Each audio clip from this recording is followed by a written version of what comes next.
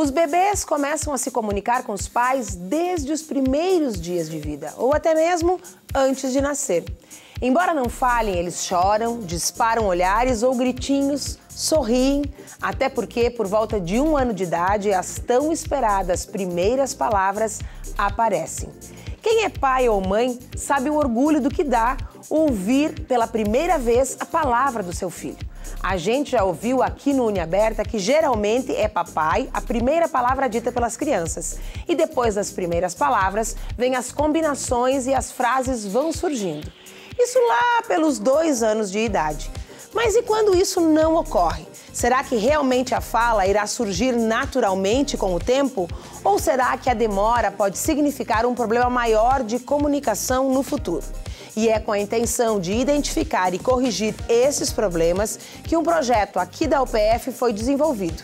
Quer saber qual? Então fica ligado porque o Universidade Aberta está começando.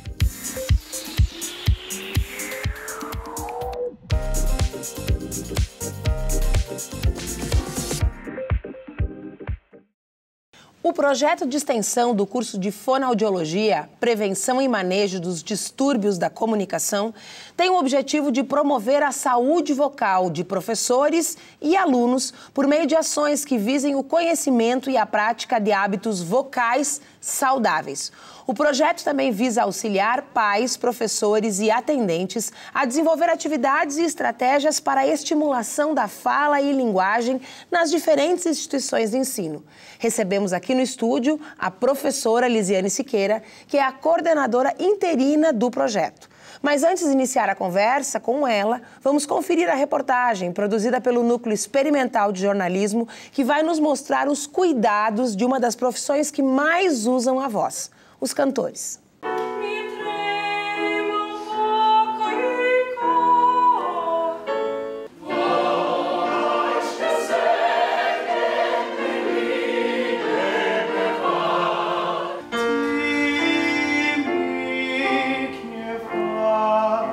A preparação desse pessoal todo não passa só por decorar o texto e treinar a interpretação. Quem trabalha diariamente com a voz precisa cuidar muito bem dela. E diversos são os exercícios para ter os músculos bem reforçados.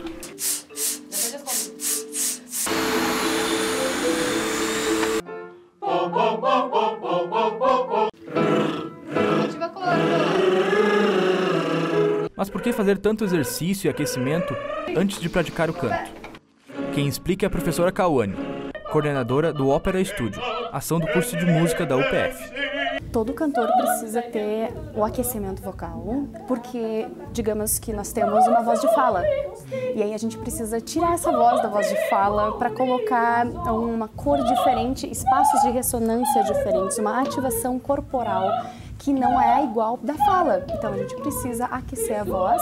A gente faz esse mesmo trabalho como técnica para desenvolver a voz, para melhorar, aperfeiçoar, né, a condição vocal das pessoas. Então todo cantor precisa fazer essa ativação e geralmente também fazer o desaquecimento vocal, que é uma série de vocalizes também para desaquecer, para trazer a voz de volta para a fala. O Daniel começou no mundo da música muito novo, quando tinha apenas 8 anos. Mesmo começando muito cedo, nunca imaginou estar em uma ópera. Hoje ele sabe a importância do cuidado com a voz. E assim que eu ingressei no curso do bacharelado em canto, a gente começa a aprender outro universo, né, na verdade. Porque tem cuidados que a gente nunca pensou que existiam com a nossa voz, tem técnicas que são desconhecidas até o momento. E a partir desse momento que a gente começa a conhecer, sabe? Que a gente começa a ter esses cuidados com a voz, né? Oi, Lisiane. Oi. Seja bem-vinda ao programa. Muito obrigada pelo convite. Lisi, eu ouvindo aqui a reportagem e pensando no tema do nosso programa hoje, às vezes me ocorre que a gente não dá atenção devida para todo o nosso aparelho fonador como um órgão do nosso corpo. Como a gente cuida da saúde física, fazendo exercícios, cuida do coração, cuida da região do estômago, abdômen, quer dizer, a gente não dá essa mesma atenção para a nossa boca e para o aparelho fonador. Verdade. porque é tudo muito automático, né?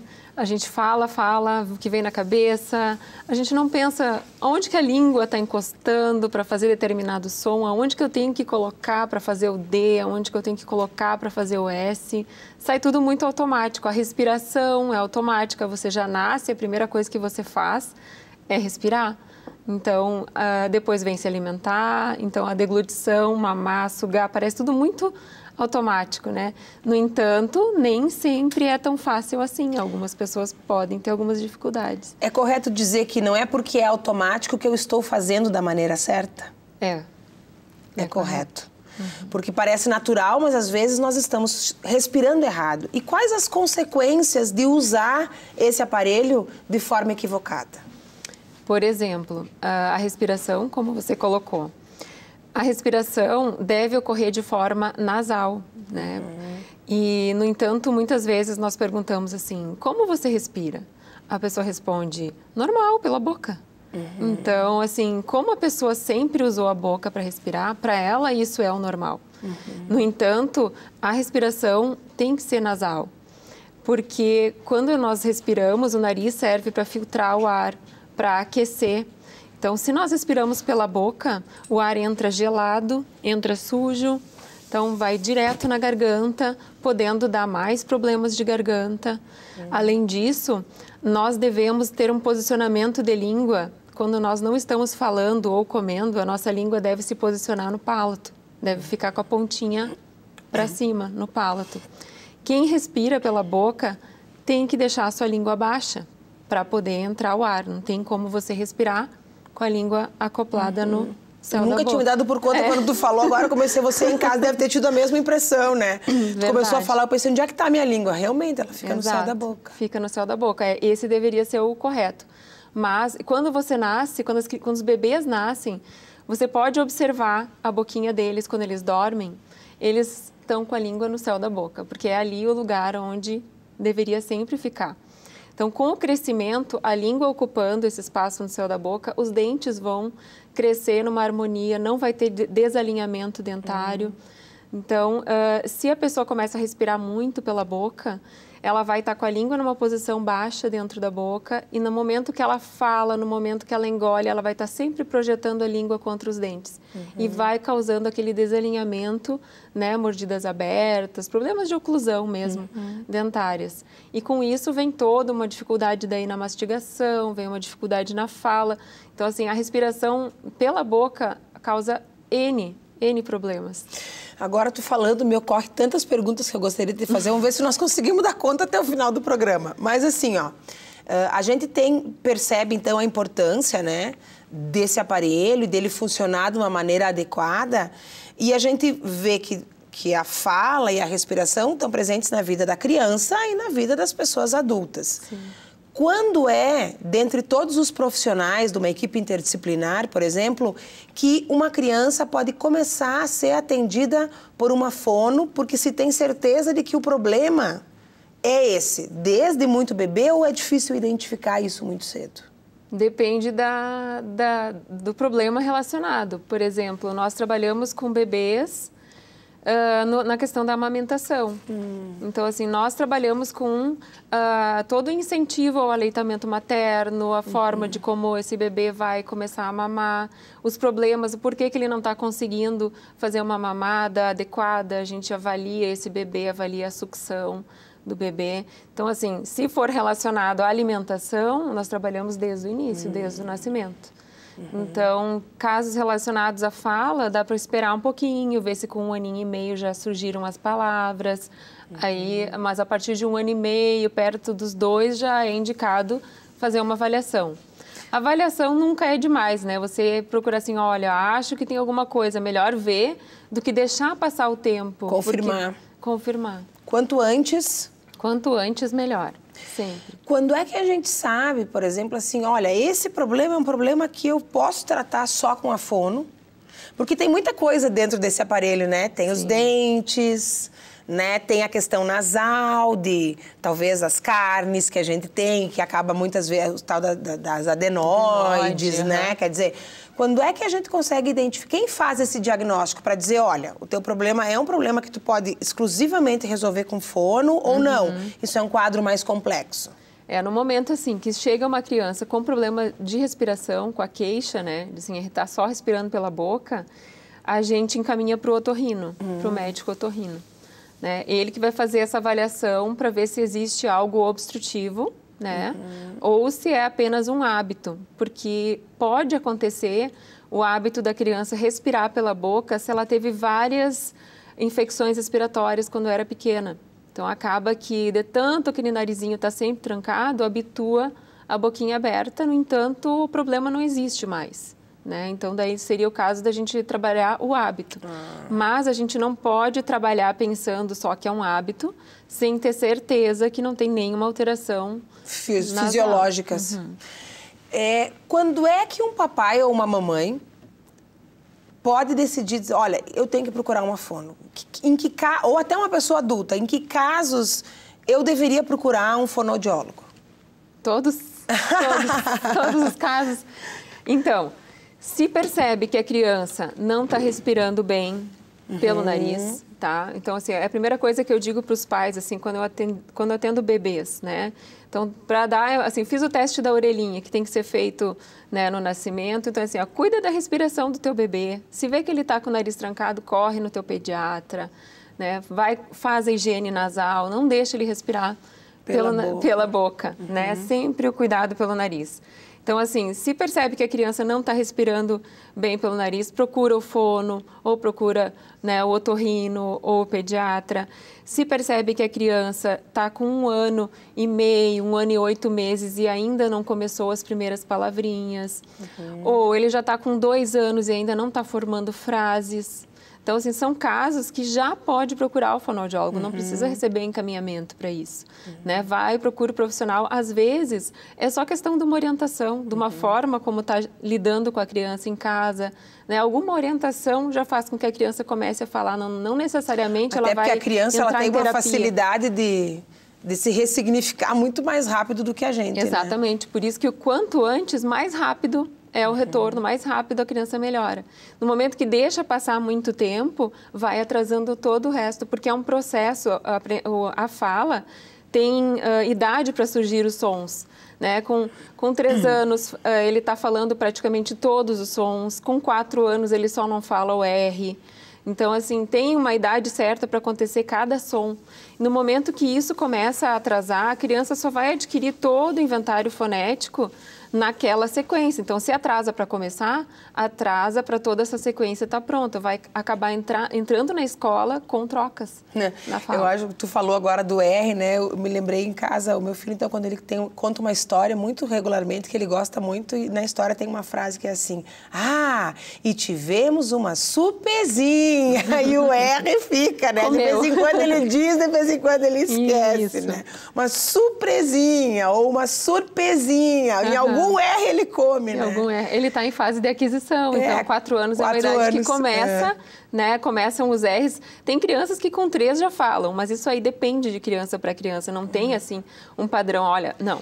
Com 4 anos tem que estar falando. Mas e por que o R é nessa idade? Tem alguma coisa a ver com uma formação? Sim, tem, porque o R é uma habilidade motora da língua bem mais complexa. Então, assim, é feito com a ponta da língua, a língua tem que elevar e tem que vibrar. Então, é uma atividade bem complexa. Então, não adianta, eles não vão conseguir fazer isso muito cedo. Muito cedo. E aí, falando do R, eu me lembro, por exemplo, nós moramos aqui numa região fortemente colonizada por alemães, italianos, principalmente aqui, né? E isso provoca, em algumas cidades, assim, algumas variações do uso do R, que em outros lugares causam certo estranhamento, né? Há um tempo atrás a gente considerava isso um erro de pronúncia, mas hoje não é mais assim, né? Não. Esses erros, essas trocas de R, essas variações no R, são regionalismos, né? Conforme a cidade que a pessoa nasceu, conviveu, ela adquiriu aquela forma de falar, né? Então, é o ER, né? O ER, né? Cada região tem o seu. No entanto, se a pessoa vai sair da sua cidade, vai trabalhar, né, com o uso da voz, vai ser professora, vai dar palestras, seria indicado a pessoa trabalhar esse R e deixar igual ao da região onde ele está trabalhando. Mas a gente não considera isso um erro, seria um regionalismo. E é possível fazer ajustes com um tratamento, uma terapia? Sim, sim, porque é a mesma coisa como se a gente trabalhasse com a criança. Você ensina como é que se produz esse R corretamente e a pessoa vai se policiar, vai tentar até que vire um novo hábito. Não é muito fácil para o adulto, mas não é difícil, eles conseguem.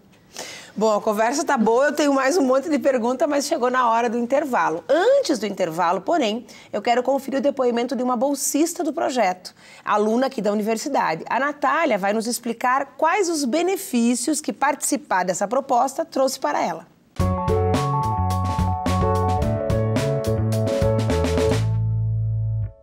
Esse projeto me fez ver situações de outras maneiras, me tornar uma pessoa melhor e, principalmente, fazer tudo isso se tornar mais gratificante com os retornos que nós recebemos de familiares, professores, da grande melhora das nossas crianças. Como é gratificante fazer parte desse projeto, que faz com que nós tenhamos mais noção de como é a vida do fonoaudiólogo na prática.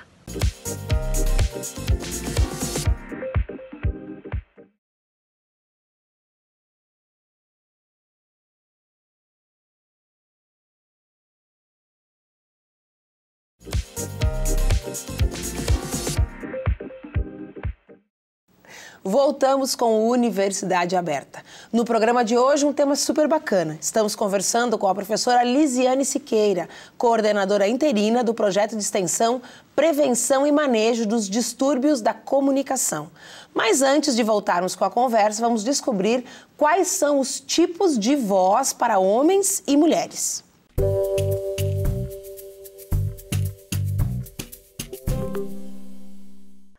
Você conhece bem a sua voz? Ou melhor, você sabe o que é a voz? Tecnicamente, a voz pode ser considerada como o som resultante da vibração das cordas vocais, que é provocada pela passagem do ar através da laringe. A voz é considerada a forma mais comum de comunicação e por isso é tão importante cuidarmos bem dela. A nossa voz é a nossa marca e é um importante componente da nossa identidade. Podemos identificar uma pessoa não apenas pelo seu tom de voz, mas também pelo seu sotaque, que nada mais é do que uma maneira particular de pronunciar as palavras. Ainda temos os tipos de vozes. As masculinas podem se encaixar em tenor, barítono ou baixo.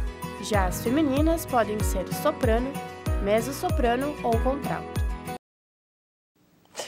Que bacana a gente pensar, né, na importância da voz, né? Tem um livro clássico na área da semiologia que fala do grão da voz, né? Do grão da voz como elemento da nossa identidade, né? Exato. Se a pessoa está triste, a gente consegue perceber pela voz. Se a pessoa está feliz, a gente também consegue perceber pela voz. Então, a voz é realmente a identidade mesmo, transfere a identidade. E se a voz é a identidade, nós estávamos conversando no intervalo, essa questão de que, por exemplo, tu passa por um longo tratamento, tu identifica que tu tem um problema, dificuldade de pronúncia, um calo vocal, como é o meu caso, né? E aí tu começa a tratar a médio e longo prazo. A tua voz pode mudar muito fazendo essa terapia? Pode mudar bastante. Então, se você tem alguma patologia vocal, essa patologia pode ser tratada, eliminada e já muda já muda a sua voz, né? Também podemos mudar a questão da voz ser muito aguda, a gente pode deixar num tom um pouco mais baixo, aquela voz muito grave pode subir um pouquinho, que chama assim a voz de cabeça, a voz de peito. Então, a gente consegue trabalhar com isso também. Claro que assim, se a pessoa nasceu com uma voz muito, muito, muito, muito aguda, não vamos conseguir despersonalizar, mas conseguimos deixar ela bem mais adequada, de forma que fique confortável para a pessoa. E agora uma pergunta que talvez todo mundo de casa queira fazer, que é a tal da gagueira, né? Então a gente fica pensando, bom, a gagueira, já ouviu falar, é um problema neurológico, é um problema emocional, é um problema físico, o que justifica? E é caso de fono? É caso de fono, sim. Olha, a gagueira tem várias etiologias, ela pode acontecer por diversos... Por exemplo, assim, a criança pequena que começa a falar, muitas vezes passa lá pelos 3 anos, pelo período da gagueira. Assim, ela falava muito bem, daqui a pouco começa a trancar, a repetir sons. E isso se deve à criança estar com o pensamento muito mais rápido do que a articulação da língua consegue fazer, do que o ato motor consegue fazer. Então, eles não conseguem chegar rapidamente em todo aquele pensamento em que eles estão. Então, isso pode gerar uma gagueira e isso é fisiológico, isso passa. Né? Agora, tem outros casos quando surge assim, com crianças maiores, né? Isso já não é mais fisiológico, aí precisa fazer o tratamento mesmo. Aí a gente diz assim, que a gagueira, ela não tem cura. A pessoa que é gaga mesmo, ela não fica totalmente sem a gagueira. Em algum momento ela pode aparecer, mas ela consegue, com o trabalho fonoaudiológico, ela consegue controlar. Ela vai controlar essa fala para diminuir muito esses episódios. Eu queria deixar uma dica para o pessoal que um caso famoso e curioso de gagueira, que é aquele filme que concorreu ao Oscar, né? Inclusive, se eu não me engano, ganhou, que é o Discurso do Rei, né? Discurso do Rei, muito que é o rei da Inglaterra, né? O rei George, que vai assumir o trono, mas ele tem um grande problema, ele é gago, né? Isso, e ele consegue controlar a gagueira dele. Ele não deixa de ser gago, mas ele consegue controlar. Ao longo do tempo e com terapia. Com a terapia, com o terapeuta dele, que naquele filme acho que não era um fonoaudiólogo, mas era um terapeuta... Da fala. Da fala. Isso, até tem toda uma polêmica em torno da personagem que faz o terapeuta, no sentido de que formação ele tem para fazer isso, né? Mas ele conseguiu. Professora Lisiane, vamos falar um pouquinho agora pontualmente do projeto, né? Qual é o percurso que o projeto tem feito? Então, esse projeto começou com, assim, o nome dele já é bem amplo, né? Porque nós gostaríamos de trabalhar com as questões preventivas dos distúrbios da comunicação. Então, nós gostaríamos de trabalhar chamando a atenção para a população de como elas podem prevenir certos problemas que chegam para nós aqui para a gente tratar. Né? Porque a Fono tem um serviço Temos a clínica de fonoaudiologia. De terapia, né? De fono. Então, nós colocamos um título assim, bem abrangente para a gente fazer ações em várias áreas da fonoaudiologia. Então, a gente pode trabalhar com crianças, pode trabalhar com os professores, com os cuidados com a voz, pode trabalhar com adolescentes sobre a prevenção do uso dos fones, que estão direto usando fones de ouvido, que isso pode causar uma perda auditiva. Trabalhamos com a amamentação, né, para prevenir, então, os problemas da comunicação, porque na amamentação nós estamos trabalhando toda a musculatura orofacial e preparando, então, para depois a criança mastigar e falar. Então, a gente é muito abrangente. Então, nós iniciamos o trabalho com atividades na ONG Amor. Nós trabalhamos na APAI também. E assim, APAI, o que vocês vão fazer de forma preventiva na APAI, né? No entanto, a gente fez uma oficina com os pais das crianças. A gente não trabalhou com as crianças, a gente fez uma oficina com os pais relacionadas à alimentação. Crianças que tinham problemas em aceitar determinados alimentos, só aceitavam alimentos pastosos ou só aceitavam, né, um tipo de alimento, não estava conseguindo se alimentar. Então, a gente foi para trabalhar as questões sensoriais, da aceitação de texturas. Então, nós fizemos uma palestra sobre a questão da deglutição, o que facilitaria para determinados problemas que a criança apresenta, quais seriam os alimentos que facilitariam a deglutição, para ela ter uma boa ingesta, para engordar, para não se engasgar. Né? E aí eu tenho uma pergunta para te fazer. que é um mito. Então, eu vou perguntar, porque provavelmente quem está em casa pode ter uma curiosidade semelhante. A gente escuta muito quando tem filhos, os filhos estão crescendo, essa coisa de que tem determinados tipos de alimento que ele tem que comer. Então, alimentos mais sólidos, por exemplo, que fortaleçam mais a mastigação, né? Que não fique dando sopinha para a criança até não sei que idade. Isso impacta de alguma forma na fala e na pronúncia, enfim, tem algum impacto nessa capacidade de comunicação depois? É impacto total. Absolutamente. Então não é mito, isso não é verdade. É mito. Impacto total. A criança, ela precisa mastigar. Né? Nós temos, assim como a gente exercita perna, braço, nós temos musculatura na bochecha, nós temos musculatura na língua. E se isso não for exercitado, né, vamos ter uma língua mais flácida, né? Vamos ter uma boca mais aberta. Então, os sons já vão sair um pouco assim com imprecisão. Né? Sujos. Então, é uma imprecisão, você já não coloca em determinado lugar, a língua já fala assim, meio, né, que pode surgir esse receio. E tu pode carregar isso depois para a vida adulta. E depois virar hábito, né? Então, tem sim, é muito importante que a criança já aprenda a mastigar. Então, a partir dos 6 meses... Eu ia te perguntar a idade, 6 meses. A partir dos 6 meses, eles já conseguem sentar na cadeirinha, eles podem pegar os alimentos com a mão. Então, tudo aquilo que a criança consegue segurar na sua mão ela levar à sua boca, claro que não é a gente colocar uma coisa sólida, eles segurarem e colocarem, eles vão estar exercitando e vão estar aprendendo a comer. Né? Então, é importante já ir oferecendo, sim. Nunca bater no liquidificador, jamais. Assim, no início até pode amassar com o garfo alguns alimentos, né, que não pode ser dado inteiro, mas nunca bater no liquidificador. E quais as dúvidas mais comuns dos pais nessas oficinas? Nessa oficina que a gente fez na APAI, eles ficaram assim muito impressionados quando a gente colocou que não era para eles mexerem e misturarem todos os alimentos juntos. Por exemplo, arroz, feijão e guisado, batatinha. Tudo um mexidão, assim. A gente explicou para eles assim a questão da importância do visual, né? Porque a alimentação precisa dessa parte inicial antecipatória que a gente faz assim com o olho, que a gente faz com o nariz, que a gente sente o cheirinho da comida e que a gente consegue ver assim que o feijão tem um cheirinho, que o arroz tem uma cor, que o feijão tem outra cor. Então toda essa parte visual, né? A parte auditiva também, que você diz assim, vamos comer o feijão, vamos comer a carne. Né? Vai identificando até para desenvolver a linguagem, né? Vai identificando o que é cada coisa. Então, os pais ficaram muito impressionados com a gente ter dito assim, não misturem a comida toda. Ofereçam ela em porções separadas para ele poder identificar o sabor de cada coisa e ir pegando o prazer, o gosto, para ver o que ele gosta de comer. E quais são as perspectivas do projeto agora para o próximo ano? Existe muita demanda? Sim, nós temos várias escolas em que a gente gostaria de desenvolver as mesmas atividades, né? Nós temos um teatro em que as alunas apresentam, são 2 meninas, né? Que uma chupa bico ainda e é falado para ela, olha, teus dentes já estão tortos, né? Você teria que largar esse bico. E a outra amiga conta que ela está muito cansada durante o dia porque ela ronca demais à noite, não consegue dormir.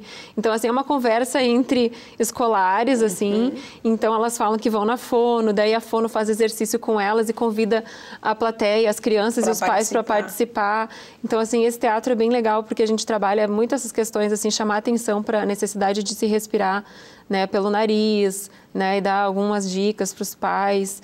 Então, assim, para o próximo ano a gente pretende continuar apresentando esse teatro, a gente vai em novas escolas, então são locais. E quando que vocês vão na escola, vocês fazem toda a triagem na escola, conversam com os pais? Sim, e damos orientações vocais para os professores também, a gente procura abranger toda a área da fonoaudiologia que a gente pode oferecer. Quais são os problemas mais comuns encontrados nas crianças, por exemplo? Olha, a gente encontra muitas questões assim de trocas de fala por causa de frênulo alterado, no caso a língua presa, né? Encontramos bastante em crianças grandes já também, porque agora existe a lei do teste da linguinha no nascimento. As crianças já são identificadas com a língua presa, já é feita a correção no nascimento para poder mamar bem. Só que a gente pega nessas escolas crianças que não tiveram a oportunidade de passar por essa triagem. Isso deve ser uma coisa recente também, né? É, recente. Eles estão... começou em 2014 o teste da linguinha. E eles estão agora grandes e com essas alterações de fala por causa do frênulo alterado. A gente vê muitas questões, assim, respiratórias, né? Crianças... Muita dificuldade de aprendizagem também, crianças que estão com dificuldade em se alfabetizar. Isso também é um trabalho do fonoaudiólogo, a gente auxilia nisso também. A gente trabalha com a linguagem falada e a escrita, né? Então, nós trabalhamos com essas dificuldades na escrita também. Lisiane, que bacana. E como isso impacta a formação dos futuros profissionais? Como participar de atividades como essa, com o teatro, com as crianças, né? Sensibiliza esses novos profissionais que a universidade está formando. Olha, eles gostam muito porque quando entram, principalmente o pessoal, bem no início, os primeiros semestres da fono, eles já vão entrando em contato com os problemas que a gente vai tratar depois, logo no início da faculdade. Os alunos que já estão se formando, eles já vão indo para outras questões, assim, acabam saindo do projeto. Mas quem está iniciando na faculdade participa e depois eles vêm falar para a gente, nossa, como foi importante eu ter participado do projeto, porque agora eu já estou bem mais atenta às alterações que estão aparecendo. Então, é muito importante esse contato bem precoce deles. E direto, né? E direto. Vendo os problemas na prática, Isso, no dia a dia. aprendendo com a prática. Aprendendo sem ter tido a teoria, eles vão direto para a prática. Olha que bacana. Professora, muito obrigada pela sua participação e por ter compartilhado as experiências do projeto conosco. Eu que agradeço o interesse no projeto e ficamos à disposição se alguém tiver interesse que a gente vai na escola, né? Então é só entrar em contato com o curso de fonoaudiologia que a gente dá uma atenção. Joia, muito obrigada. E se você gostou do nosso programa, pode ver de novo na íntegra no canal do YouTube. E a nossa reportagem no site nexjor.com.br. Estaremos de volta na semana que vem. Eu espero você falando aqui um pouquinho mais de um outro projeto de pesquisa ou de extensão aqui da UPF. Até lá!